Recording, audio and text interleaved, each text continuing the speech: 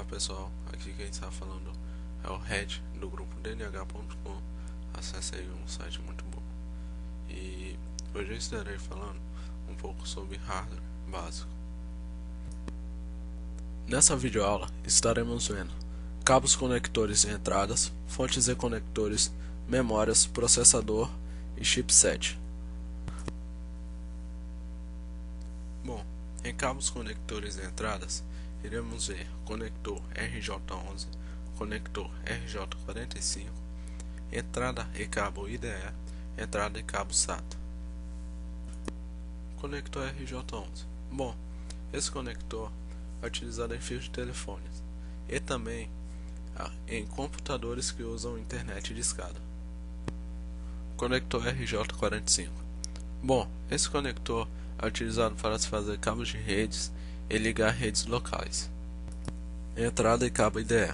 Bom, o IDE foi um padrão desenvolvido na década de 80, servindo assim para padronizar as conexões entre os dispositivos internos de um computador, como HD, CD-ROM, DVD e outros dispositivos que utilizam o padrão.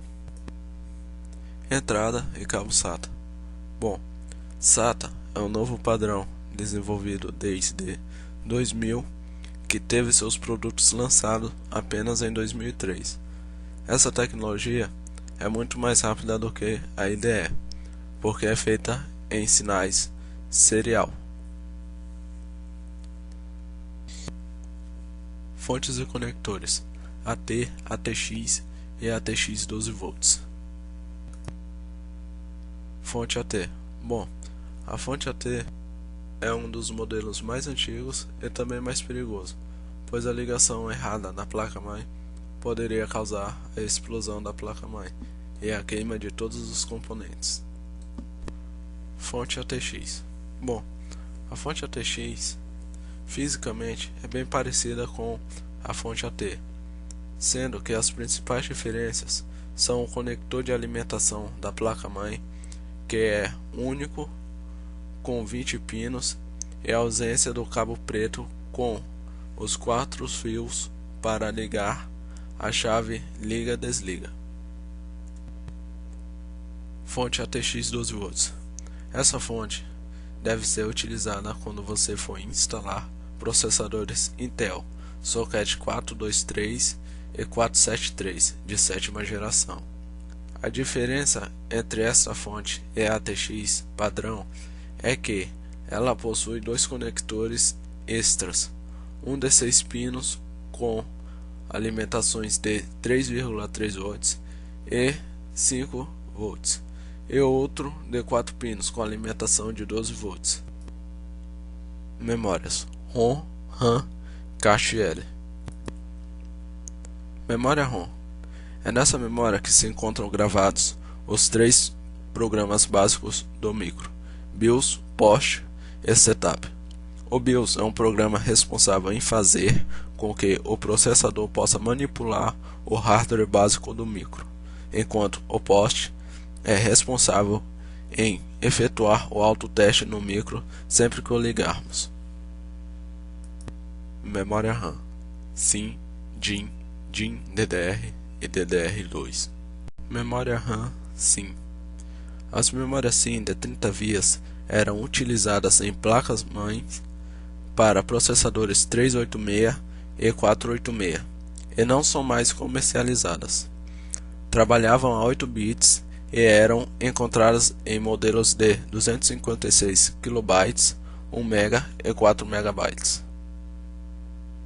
Já as memórias SIM de 72 vias começaram a ser utilizadas em algumas placas-mãe para processadores 486 e foram bastante utilizadas a partir dos processadores Pentium, K5, K6 e 6x86. Essas memórias trabalhavam a 32 bits e eram usadas sempre aos pares, para que pudessem trabalhar com os processadores de 64 bits. São encontradas normalmente em modelos de 4 MB, 8 MB, 16 MB e 32 MB. DIMM 168 vias. Normalmente possuem 168 vias e operam a 64 bits, sendo necessário apenas um módulo de memória para que o micro funcione. Esse tipo de memória gerencia uma única operação de mesma memória por ciclo de clock. Fisicamente, a memória possui dois chanfros delimitadores que diferenciam os seus módulos dos outros modelos existentes. Os primeiros módulos eram alimentados com 5 volts e os atuais são alimentados com 3,3 volts. Os modelos iniciais eram de 16 e 32 MB. Atualmente, os modelos mais comuns são de 128 e 256 MB. DIMM DDR ou DDR1, 184 vias. Os chips de memória DDR podem gerenciar duas operações durante cada ciclo de clock. Esses módulos possuem 184 terminais. DDR2. Essa tecnologia é a nova geração da tecnologia DDR e traz melhoras operacionais para diminuir o consumo de energia, aumentar o desempenho, a eficiência e as margens de tempo. Memória cache L1, L2, L3 e L4. Bom, a memória cache serve como intermediadora entre processador e memória RAM. A memória cache é de alta velocidade e a maioria é utilizada somente quando a memória RAM está com seu espaço virtual todo ocupado.